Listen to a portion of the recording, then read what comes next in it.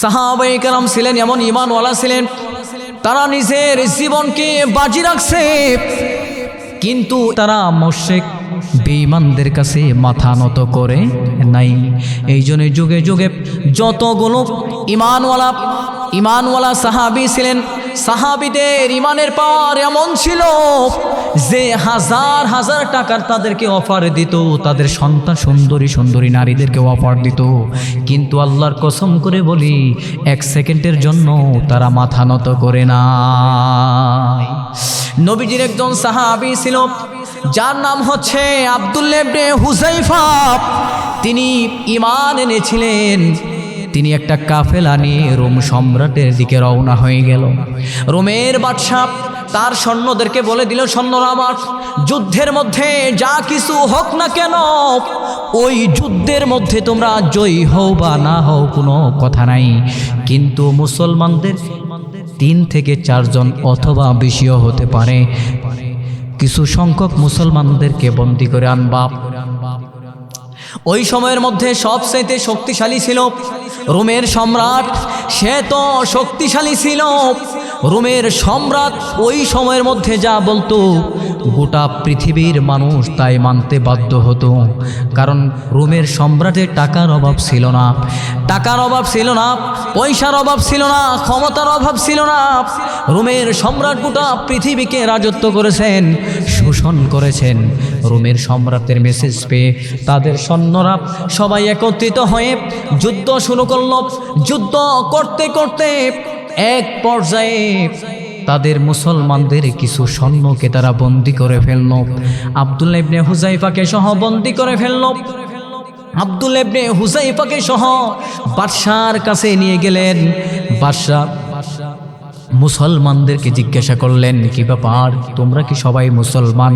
তারা সবাই বলতেছে, আমরা সবাই মুসলমান, কিন্তু বলো বলো তোমাদের এখানে মুসলমানদের মধ্যে কে আমির? মুসলমানেরা সাহাবায়ে কেরাম এক বাক্যে সবাই বলতে থাকলেন, আমাদের মুসলমানদের আমির হচ্ছে আব্দুল্লাহ ইবনে হুযায়ফা। আল্লাহু আকবার বলে।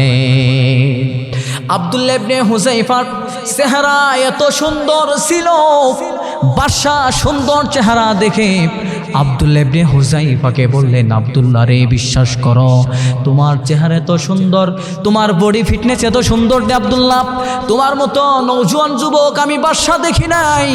অতএব আব্দুল্লাহ শুনে নাও, তোমার সাথে আমার একটু সামান্য মতের বিরোধ আছে, কিন্তু আব্দুল্লাহ রে, তোমার রবের কসম করে বলতেছি, আব্দুল্লাহ তুমি আমার কথাগুলো যদি মেনে নাও, আমি রবের কসম করে বললাম, তোমার রবের কসম করে বললাম, তুমি যা চাইবা আমি রোমের সম্রাট তোমাকে তা দিয়ে দিব। ভাইরা আমার, একটু বোঝার চেষ্টা করেন।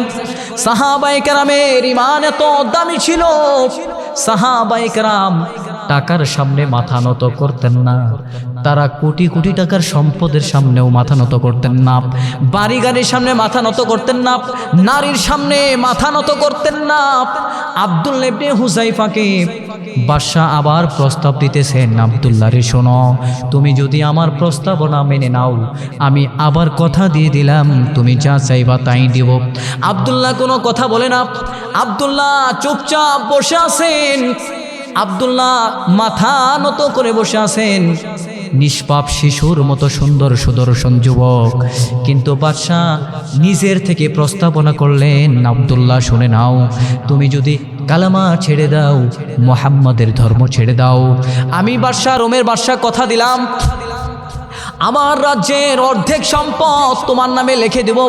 ওরে আব্দুল্লাহ, শুধু তাই নয়, আমার ঘরের মধ্যে একটা সুন্দরী রমণী মেয়ে আছে। ওরে আব্দুল্লাহ, যারা মক্কা জমিনের মানুষেরা যাকে হুরে মাদিনা নামে উপাধি দিয়েছে, অতএব আব্দুল্লাহ শুনে রাখো, তুমি যদি আমার কথা গ্রহণ করে নাও, আমার রাজ্যের অর্ধেক সম্পদ দিয়ে দিব। শুধু তাই নয়, আমার কন্যা সন্তানকেও তোমার কাছে বিবাহ দিয়ে দিব। আব্দুল্লাহ ইবনে হুযায়ফা মাথা উঠাইলেন।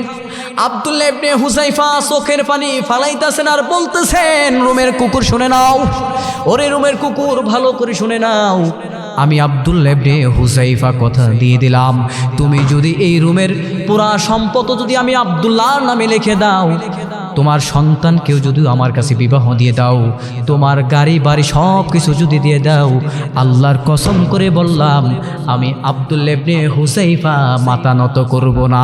আল্লাহু আকবার বলে। এই জন্য প্রিয় ভাইয়েরা আমার, সাহাবায়ে কেরামের ঈমান কেমন ছিল? সাহাবায়ে কেরামের ঈমান কেমন ছিল? সাহাবায়ে কেরামের ঈমানের সাথে আমাদের বর্তমান মুসলমানদের ঈমান যদি মিলান, আমার মনে হয় না আসমান আর জমিনের চাইতে দূরত্ব ফরক বেজে যাবে, ঠিক কিনা বলে? কারণ এখন বর্তমানের মুসলমানের হচ্ছে গরু খাওয়া মুসলমান, ঠিক না ঠিক বলেন? কারণ মুসলমানের সন্তান তারা 1 লক্ষ টাকার কাছে তাদের ঈমানকে বিক্রি করে দেয়। বাংলাদেশের আনাচে কানাচে দেখবেন সামনে কুরবানি ঈদ আসছে, এই কুরবানি ঈদের মধ্যে দেখবেন মুসলমানেরা গরু জবাই করে, এই গরু জবাই করে কিছু অংশ আমরা মুসলমানদের মধ্যে বন্টন করে দেই, কি দেই না বলেন? কিন্তু দেখবেন বিধর্মীদের তাদের পলিটিক্স দেখেন, যেই সমস্ত প্রত্যন্ত অঞ্চলগুলোতে দেখবেন গরিব দুঃখীদের মধ্যে তারা একটা গরু জবাই করে কুরবানি ঈদে যেই মুসলমানের সন্তানেরা আধা কেজি গোশত দিতে পারে না, ওই জায়গাতে বিধর্মীরা 5 কেজির করে পুটলা করে করে প্রতিটা ঘরে ঘরে তাদের নিজের জিম্মায় পৌঁছিয়ে দেয়। আর আমরা মুসলমান কোথায় বলেন? কুরবানির মধ্যে আমরা গরু জবাই করি, পুরা গরু আমরা ফ্রিজের মধ্যে ঢুকায় রাখি, ঠিক না ঠিকই না বলেন? এই জন্য প্রিয় ভাইয়ের আমার, সাহাবায়ে কেরামের ঈমান কেমন ছিল দেখেন। আব্দুল্লাহ ইবনে হুযাইফাকে বাদশাহ রাগান্বিত হয়ে গেলেন। বাদশাহ রাগান্বিত হয়ে তার সৈন্যদেরকে বললেন, এই তোমরা এখনো কি দেখতেছ? আব্দুল্লাহ ইবনে হুযাইফাকে বন্দী করে রাখো। নাউজুবিল্লাহ বলেন। আব্দুল্লাহ ইবনে হুযাইফাকে বাদশাহর আদেশে কারাগারে বন্দী করে রাখছেন। আব্দুল্লাহ ইবনে হুযাইফাকে বাদশাহর আদেশে বন্দী করে রাখছেন। আব্দুল্লাহ ইবনে হুযাইফাকে 1 দিন আর 2 দিন নয়, 1 সপ্তাহ চলে গেছে। 1 সপ্তাহের মধ্যে খাবার দেই না, পানিও দিল না। বাদশাহ শুধু খোঁজ খবর নিতেছেন আব্দুল্লাহর কি অবস্থা। আব্দুল্লাহ ইবনে হুযাইফা চুপচাপ শুধু রবের জিকির করতেছে, রবের নাম ধরে ধরে জিকির করতেছে, শুধু জিহ্বাটা নড়তেছে, চোখ নাড়াচাড়া করতেছে। সংবাদকারীরা বাদশার কাছে গিয়ে বলতেছেন, বাদশাহ আব্দুল্লাহ তো কোনো কথাই বলে না, আমাদের কথাই শুনতেও চাই না। আব্দুল্লাহ ইবনে হুযাইফাকে 1 দিন 3 দিন চলে গেল, এরপরে 1 সপ্তাহ চলে গেল।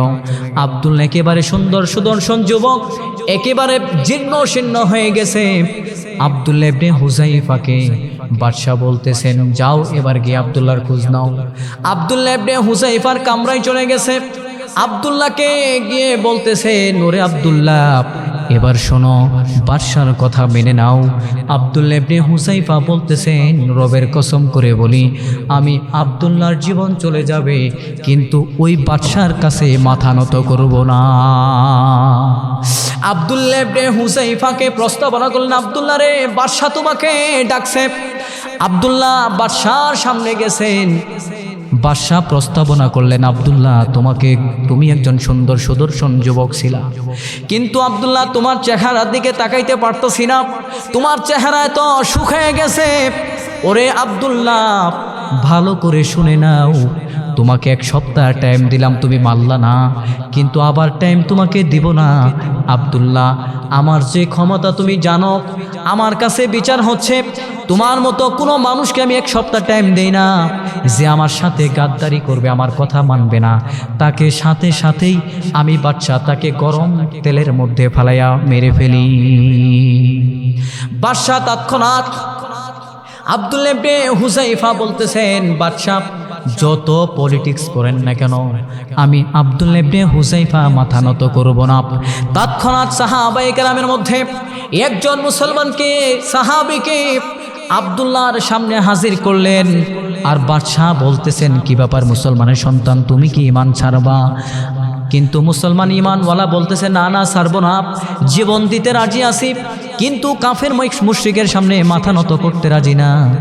আব্দুল্লাহ ইবনে হুযাইফার সাথীকে, ঈমানওয়ালাকে তৎক্ষণাৎ বাদশাহ ওই গরম তেলের মধ্যে ফালাইয়া দিলেন। সাথে সাথে ওই সাহাবীর হাড্ডিগুলো তেলের উপরে ভেসে উঠছে। এমন দৃশ্য দেখে আব্দুল্লাহ ইবনে হুযাইফা চোখের পানি ফালাইতেছেন। আব্দুল্লাহ ইবনে হুযায়ফা বারবার কান্না করতেছেন আর চোখের পানি ফালাইতেছেন। বাদশাহ চিন্তা করলেন এবার মনে হয় কাজ হবে। বাদশাহ আব্দুল্লাহকে বলতেছেন, কি ব্যাপার আব্দুল্লাহ, তুমি কাঁদো কেন? তোমার চোখে পানি কেন?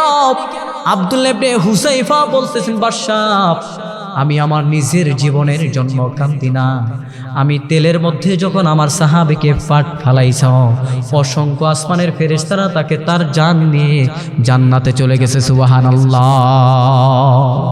আমি আব্দুল্লাহ ইবনে হুযায়ফার কান্নার কারণ হচ্ছে আমি আব্দুল্লাহ আমার রবের কাছে দোয়া করছি, আমি আব্দুল্লাহর একটা জীবন, আমি আব্দুল্লাহকে যদি আমার রব যদি হাজারো হাজারো জীবন দিত, আমি আব্দুল্লাহ ইবনে হুযায়ফা হাজার হাজার জীবনকে আজকে আমি ইসলামের জন্য উৎসর্গ করে দিতাম। সুবহানাল্লাহ বলেন। আব্দুল্লাহ ইবনে হুযায়ফা এমন ঈমানওয়ালা ছিলেন, এমন ঈমানওয়ালা ছিলেন। ওরে বাঙালি মুসলমান, ভালো করে শুনে নাও, আজকে তোমাদেরকে যদি 5,000 টাকার অফার করা হয়, তোমরা সয়রাশার শেখ হাসিনার পিছনেও মিছিল করছো, ঠিক কিনা বলেন? যুবক, কথা বলতে অনেক কথা মনে পড়ে যায়। এই বাংলা জমিনের মধ্যে আমি নিজে দেখছি 100 টাকার বিনিময়ে অসংখ্য অসংখ্য যুবক যুবতী রাস্তায় নামছে, ঠিক কিনা বলেন? আব্দুল্লাহ ইবনে হুযায়ফাকে এমন দৃশ্য দেখাইলেন, দেখানোর পরে আব্দুল্লাহ ইবনে হুযায়ফাকে বললেন, আব্দুল্লাহ এবার কি তুমি ঈমান ছেড়ে দিবা? আব্দুল্লাহ ইবনে হুযায়ফা বলতেছেন, বাদশাহ সম্ভব না, আমার থেকে তুমি এর চেয়ে কঠিন শাস্তিও যদি আমার জন্য বরাদ্দ করো, আমি আব্দুল্লাহ কথা দিতে পারি, কিন্তু আমি রোমের সম্রাটের কাছে আমি মাথা নত করতে রাজি না। এই জন্য প্রিয় ভাইয়েরা আমার, আব্দুল্লাহ ইবনে হুযায়ফাকে বাদশাহ বলতেছেন, আব্দুল্লাহ তোর ঈমান দেখে আমি রোমের সম্রাট আশ্চর্য হয়ে গেলাম, তোরা কিভাবে তোর রবের উপর ঈমান আনছস, আর এত কিছু আযাব শাস্তি দেওয়ার পরেও তারা বেঈমানদের সামনে, মুশরিকদের সামনে তোরা মাথা নত করস না। আব্দুল্লাহ ইবনে হুযায়ফাকে বাদশাহ বলতেছেন, আব্দুল্লাহ আমি আমার জীবনে অসংখ্য অগণিত মানুষকে আমি জীবিত হত্যা করে ফেলেছি, আগুনের মধ্যে ফেলাইছি, গরম তেলের মধ্যে ফেলাই দিছি, কিন্তু আব্দুল্লাহ তোকে দেখে আমার এতটাই ভালো লাগছে, তোর রবের কসম করে বলি আমি তোকে হত্যা করব না। সুবহানাল্লাহ বলেন। বাদশাহ বলতেছেন, আব্দুল্লাহ ইবনে হুযায়ফা আমি তোকে ছেড়ে দিব, আব্দুল্লাহ টেনশন করিস না, কিন্তু আব্দুল্লাহ তোর একটা কথা আমার মানতে হবে, তোর সাহাবীদেরকে যদি তুই বাঁচাইতে চাস, তোর জীবনের কথা বলি না, তোর জীবনকে আমি আগুনের মধ্যে ফালাইতে চাইছি, গরম তেলের মধ্যে ফালাইতে চাইছি, তারপরও আব্দুল্লাহ তোর জীবন, তুই জীবনের কথা চিন্তাও করস নাই। অতএব আব্দুল্লাহ তোমার সাহাবীদের মধ্যে কয়েকজন সাহাবী আছে এখানে, তাদের যদি জীবন বাঁচাইতে চাও, ওরে আব্দুল্লাহ ভালো করে শুনে নাও, তোমাকে আমি মারব না। আব্দুল্লাহ ইবনে হুযায়ফা বলতেছেন, বলেন কি? বাদশাহ বলতেছেন, আব্দুল্লাহ রে, তুমি যদি তোমার সাহাবীদের জীবন বাঁচাইতে চাও, তাহলে আমি বাদশার মাথায় কপাল একটা চুম্বন করতে হবে। আব্দুল্লাহ ইবনে হুযায়ফা নিজের চিন্তা করলেন না, সাহাবীদের মুসলমানদের চিন্তা করে, ঈমানওয়ালাদের চিন্তা করে বাদশার মাথায় একটা চুম্বন করে দিলেন। আল্লাহু আকবার বলে।